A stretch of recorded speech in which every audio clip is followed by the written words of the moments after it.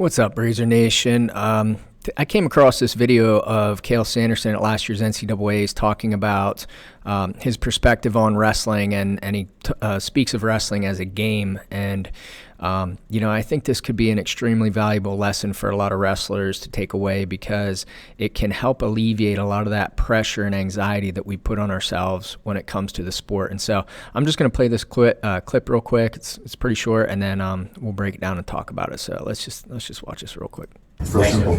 Yeah, this is just a game, right? I mean, we love the game. It's one of my favorite games. There's a lot of great games. Probably my favorite game, but it's just a game. Whether you win or lose, it's not really that big of a deal in the eternities. It's just who you are, what you stand for. It's real simple. All right, and so I think people, when they heard this interview, maybe a lot of people are a little bit shocked, for lack of a better term. And the reason for that is because I think that when you see someone who performs at such a high level and coaches at such a high level, and Penn State is so dominant, that the mentality is that they must take wrestling so serious, and it must be the priority of their lives, and it's it's literally like a do or die situation to people at this level. And for some people, that is the mentality that they carry with them into the sport. And it's kind of funny because just probably a year ago or maybe 2 years ago, I kind of thought about this, and I was talking with a good friend of mine, and I was helping, I was working with his son, who's a pretty successful wrestler, but he had lost. And he came in on Monday and we were talking about it, and it was on a Saturday tournament, and we were both pretty upset, and it's kind of like we were talking about what went wrong and what he could have done better, and how his son handled this situation and stuff like that. And then later on that day, I was kind of thinking about it, and it occurred to me, I'm like, man, we take this sport so serious, and I know most of you out there can relate to this. It's not just wrestling, it's all sports, football, whatever people are into, but we take our sports so serious, almost like it literally is life and death. And it kind of made me chuckle a little bit. And, I even implemented this into my mind training program. And I'm kind of glad that I came across this video, because Cael sort of reinforces what I mentioned in my video, or I'm sorry, my mind training program, which is, it is just a game, and again, it's like, I remember a few years ago, and some of you guys can probably remember this, but I think it's been a while, but I think it was 2001, ESPN did a documentary on Iowa wrestling. And this was after Gable had stepped down, and they were sort of in a transitionary period where Jim Zaleski had stepped in as the head coach, and Iowa was struggling a little bit. And obviously Gable was so dominant for so long that people were sort of questioning, is anybody else going to be able to step into the driver's seat and be able to do what Gable did? And I just remember in that documentary, one of the main, wrestlers that they focused on was Mike Zadek. Mike Zadek was team captain. He was a senior. He was, one of the leaders of the team. And, so long story short, again, those of you old enough to remember this probably know what I'm talking about. For you younger guys out there, Zadek got beat, I think, in the quarters or the semis of the NCAAs by Jake Percival. And in the documentary, it shows Zadek's dad, it shows Mike Zadek himself, it shows his coach, it's like kind of getting everybody's take on it. And, I can't remember who it was, but, they were comparing it to a death in the family. Son could bear to sit and talk.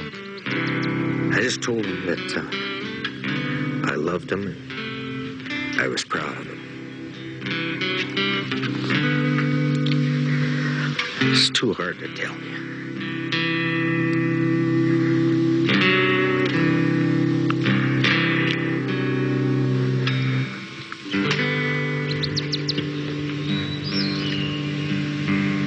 My heart was hoping that he would do something like throw him, pin him. But as the clock ticked off, it didn't happen.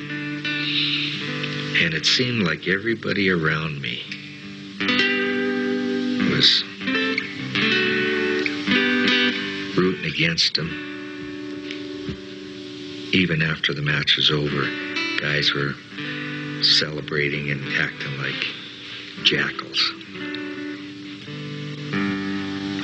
and I had all I could do to keep from attacking them.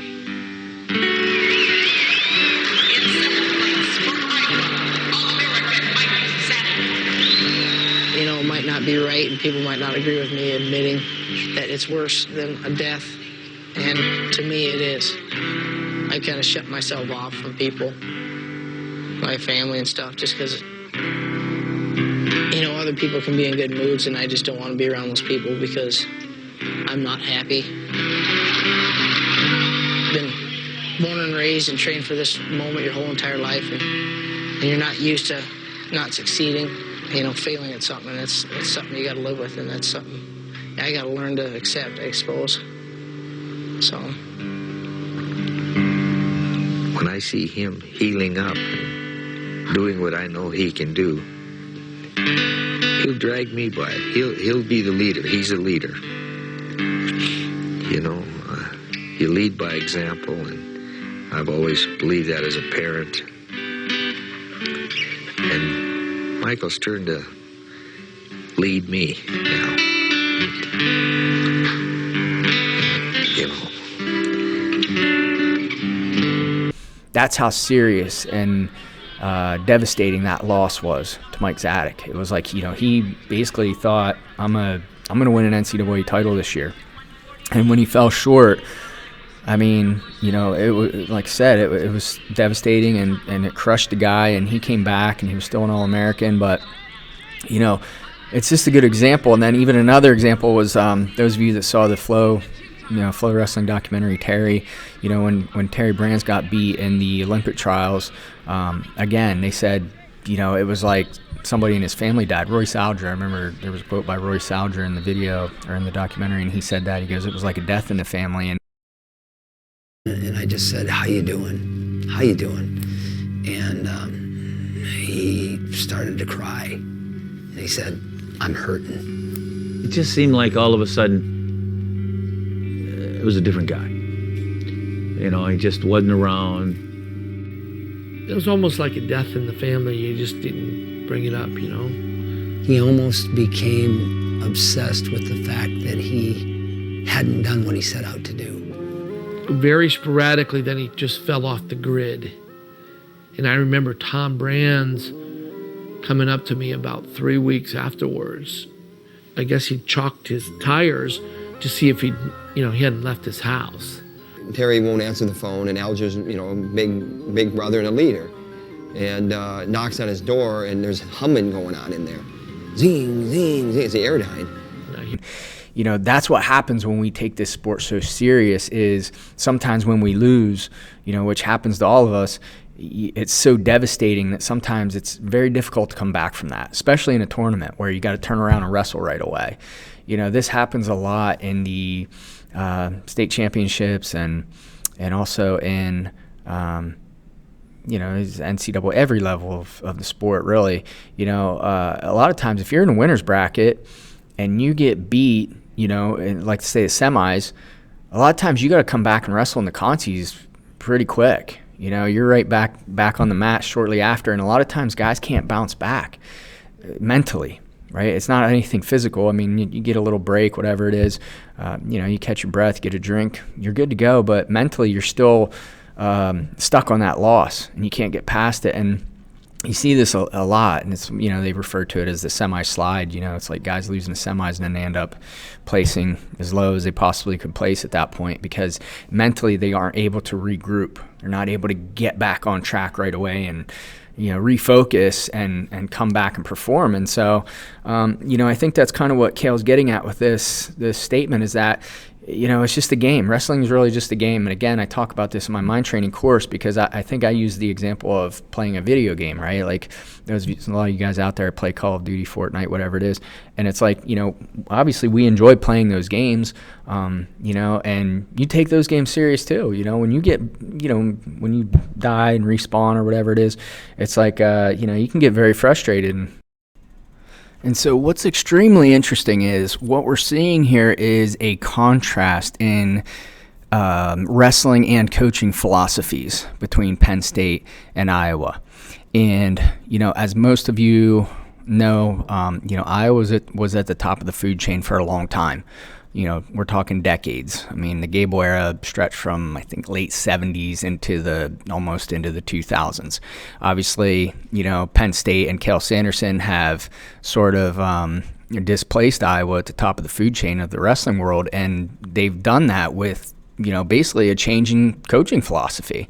And, this really boils down to, and I talk about this a lot, a lot of these different mind strategies. I talk about all these different things throughout my mind training program, but, it's really just a matter of what you're focusing on. And your focus, and what you focus on is so tremendously important when it comes to your perspective. And, again, Iowa essentially is coming from, I talked about this in some of my previous videos and again in my program, but, you're really only motivated by one of two things. And I mean, I think this sounds overly simplified, but it's true. And you can apply this to anything that you do in life. There's only two reasons why you do anything in life. And those two reasons are the avoidance of pain or the acquisition of pleasure. And so Iowa, for so long under the Gable, during the Gable era, and still even today, they really came from, their motivation came from a place of trying to avoid pain. And the pain was the avoidance of losing. And you can see in those videos that I showed, losing to these Iowa guys was, really the equivalent to, like they said, a death in the family. I mean, that's how, and I'm sure, all of us experience loss in our lives, loss of loved ones and things like that. And it is tremendously painful and debilitating and can really affect your life in a negative way. And you see that with the examples of Mike Zadok and Terry Brands. Their lives were, Mike Zadok couldn't even talk to his family. He and his father really struggled to kind of mend their relationship because he was upset in the NCAAs. And Terry Brands had a similar situation where he didn't make the Olympic team, and he wasn't leaving his house for days on end, and, he was in a state of depression, essentially. And then, to contrast that, Penn State and Cael Sanderson, they're comparing this whole, sport of wrestling to a game. And Cael's saying, hey, it's a great game. It's my favorite game. We love this game, but it's a game, in the grand scheme of things. It's not the end of the world if you lose. And so, again, that's kind of, it's a difference in wrestling and coaching philosophy, and they're coming from two different angles that are affecting their perspective on the sport. Again, you go from the Iowa perspective, which is losing is like, the loss of a loved one, or it's like the end of the world. And then you come from the Penn State perspective, which is, since it is a game, of course, you do lose sometimes, but the game's really fun, and that's what makes it fun, is trying to get better, trying to improve, trying to figure out what we're doing wrong so that we can fix it, And so obviously that's gonna have an impact on your mindset.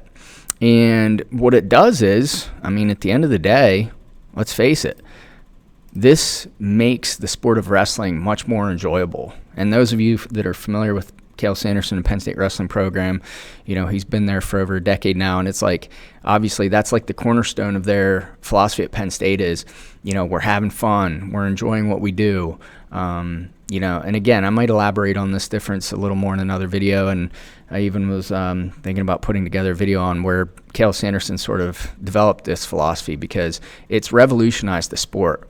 And, a lot of times people just follow other people with doing what is working. And so for a long time, people followed that Iowa example and Dan Gable's example. And it was like, losing is like the worst thing in the world. And when we hate losing so bad that it's like, so devastating to us that we do everything in our power to avoid it. And that worked. But now Cael, but when you kind of have that mentality, it kind of makes things miserable. You're coming from a place of pain, whereas, like I said, Cael Sanderson, he sort of flipped the script a little bit, and he said, you know what, we're having fun. We're getting better. We're playing this game. We're having fun. We're enjoying ourselves. Life is good. We love coming to practice every day. Don't think we're not working hard, because they are. They're working extremely hard. Don't get it twisted. I think that's what people kind of misinterpret a lot of times at Penn State, is like, you think they go in and they're playing dodgeball for 2 hours. They're not. Trust me, they're putting in the work. You know, they're training just as hard, if not harder, than everybody else. They're wrestling hard, they're drilling hard, they're conditioning, they're lifting, they're doing everything they need to do, but they're enjoying it as opposed to being miserable the whole time. Again, a lot of you guys can relate to that. And so, but wrestling's really no different. Wrestling is just a game. And, you know, when you frame it in that way, what it does is it takes a lot of the pressure off, because you're not looking at it any longer as a life or death situation. Like, you know, and again, I don't want to completely dismiss what Iowa was saying about this, because, you know, if you're looking at a wrestling match as a life or death situation, think about it. If your life really depended on whether or not you won, you would wrestle your tail off. You're going to fight to the death. You're going to really fight tooth and nail, and you know, you're going to put forth your best performance. And so that can benefit you a lot of times. But for most people, you know, it doesn't work that way. For most people, what happens is when you put too much emphasis, or you make something bigger than what it needs to be, such as a wrestling match, it actually hinders your performance. And, you know, as a result of that, a lot of times, you know, people struggle, they choke, you know, their performance suffers. You know, a lot of times guys have an adrenaline dump, and, you know, you guys know what I'm talking about. You go out there and after the first period, you're kind of winded, and you know you're in shape. Why do I feel so tired? That type of thing. And it's because you're so hyped up when you go out there and you wrestle. You got all that adrenaline flowing through your body, and then it kind of runs out and you get tired. So what this statement by Cael, you know, referencing wrestling as a game does is it takes away a lot of that pressure and a lot of that anxiety, and allows you, again, obviously you guys know Penn State, a big part of their philosophy is to enjoy what you're doing, have fun. And so that's what it does. You view it as a game, because that's what it is. It takes a lot of that pressure off. You can go out and have fun. It's just a game. You know, obviously you want to perform at the top level. Hopefully you will. And, you know, and you just keep having success from there. So, you know, again, I think that's what he's getting at with this. And, you know, if you really want to take this to the next level, you could almost even look at life as a game, because, you know, again, a lot of times in life we put a lot of emphasis and pressure on ourselves in regards to various things that are going on in our lives, whether it be a job interview or a graduation, or, you know, getting married, or any of those big landmark events that we experience throughout our lives. You know, a lot of times we put too much pressure on ourselves, and that causes a tremendous amount of anxiety, and then you actually don't perform as well when you do that. So that's why it's so important to sort of be careful of how you're framing what you're doing. And so, yeah, I think that's what Cael's getting at with this, and he's just trying to keep things in perspective, right? It's not the end of the world, you know.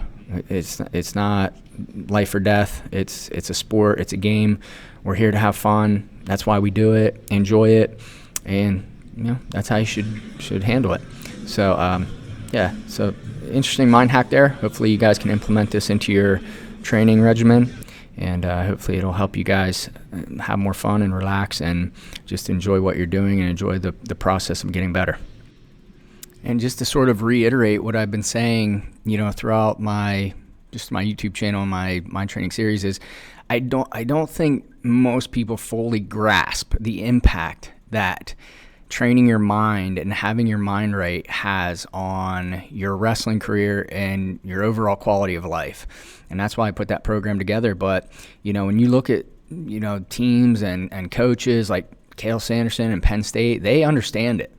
And, you know, trust me, they are putting tremendous amounts of effort into making sure that their mindset is where it needs to be, and doing these mind training strategies that puts them in the right state of mind, and they're having fun.